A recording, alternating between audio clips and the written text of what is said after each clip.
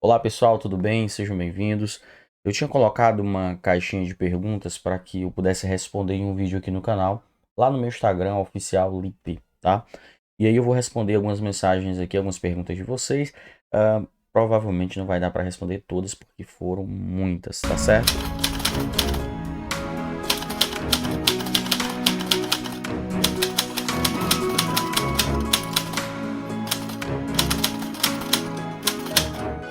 A Carol Dia pediu para indicar uma boa tradução bíblica, né, e mais moderna. Nós temos boas traduções bíblicas, assim. Eu acho que, de certa maneira, fica um pouco do gosto de algumas pessoas entre algumas que a gente tem. Eu, particularmente, tenho sérios problemas com algumas traduções que trazem para a linguagem de hoje, mas acabam indo longe demais, sabe? Me incomoda em relação aos originais. Mas, por exemplo, traduções que eu gosto, a NVI, né, que são uma tradução que particularmente eu gosto bastante, é a que eu uso nos cultos públicos, é o que eu uso nas minhas mensagens, enfim, no meu estudo pessoal, meus devocionais. A NVT também, uma boa tradução. A NAA, temos vários, mas eu deixei aqui essas três: NVI, a NAA e a NVT, né, por ordem. E, obviamente que aqui, na minha opinião, são boas traduções. Mas aí, não é bem a pergunta, mas aí fica a indicação.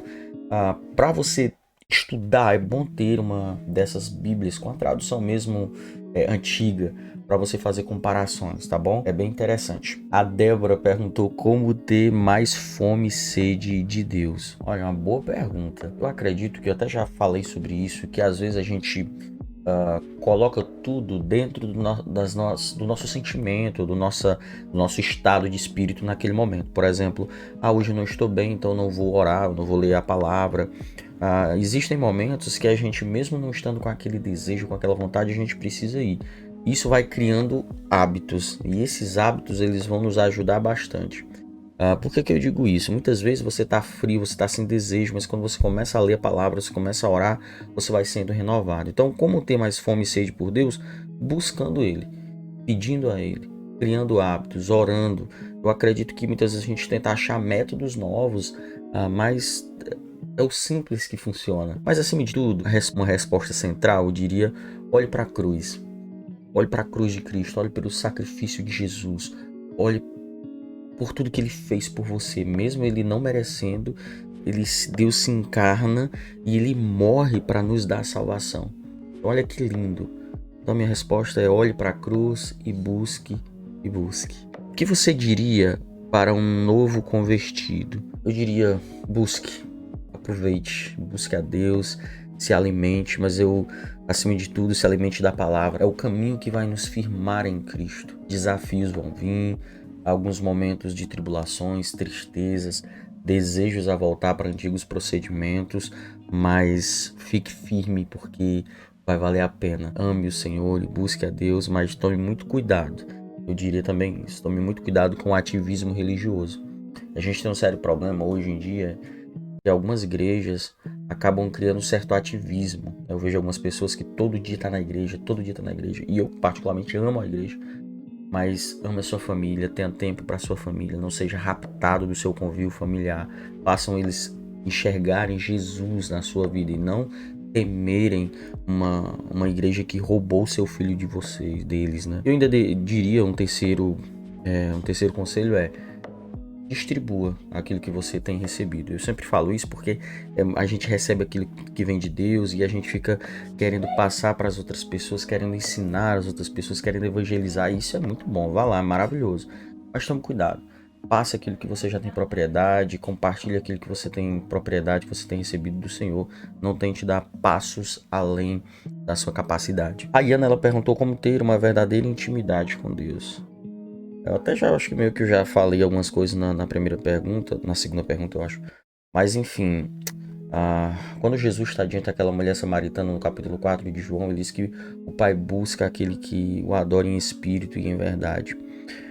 Dentro de um contexto, Jesus ali estava respondendo a duas questões religiosas, duas concepções religiosas.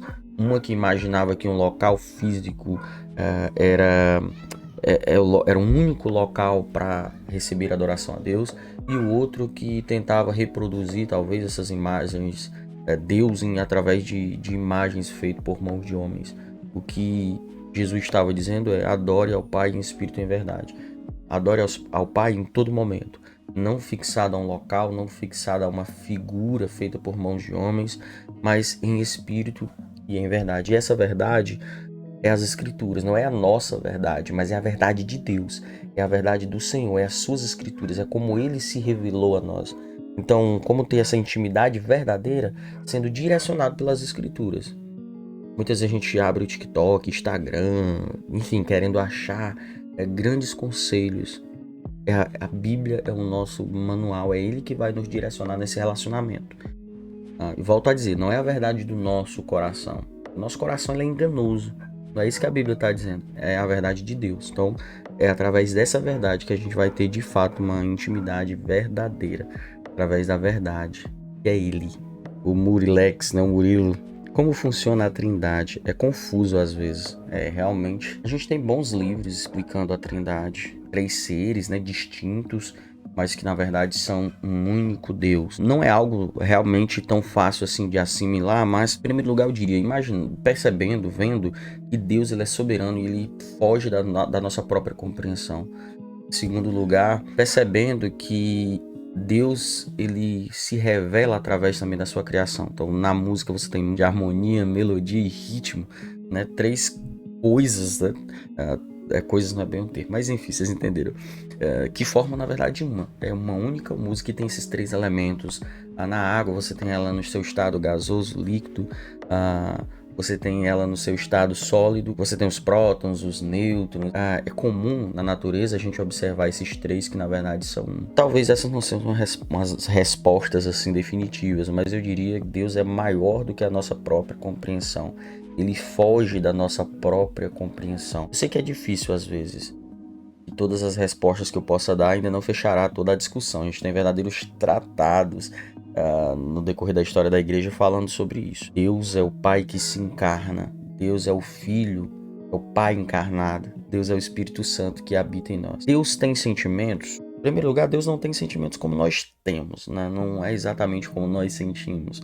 Mas a Bíblia revela sentimentos de Deus, sim. Por exemplo, Deus ele ama, se entristece, tem ira, enfim, você tem na Bíblia diversas passagens que falam de sentimentos atribuídos a Deus. Não querer ter filhos é pecado? Isso gera grandes debates aí, talvez, né? A Bíblia diz: cresçam, multipliquem-se. Obviamente que ele estava falando desse início de criação, de preenchimento da terra, com seres humanos, enfim, mas a Bíblia revela a vontade de Deus, que é o ser humano estabelecer família, criar sua própria família. Isso é da vontade de Deus. Agora eu diria que tem que olhar a intenção do coração. Você não quer ter filhos por quê? É esse porquê que talvez vai transformar essa situação em pecado ou não, tá? Eu confesso que isso é um assunto que eu preciso até parar mais e analisar mais a respeito. Mas eu diria isso, eu diria que temos que analisar o coração. Como sabemos que pecamos contra o Espírito Santo? Essa é uma boa pergunta e é uma daquelas perguntas complexas, porque ela vai nos levar à pergunta: o que é a blasfêmia contra o Espírito Santo? Particularmente, eu tendo a compreender que essa blasfêmia tem a ver com o propósito salvador do Espírito Santo em nós. O Espírito Santo que nos convence do pecado. Então, blasfêmia contra o Espírito Santo é o endurecimento do coração para a transformação gerada por ele, para a verdade gerada por ele.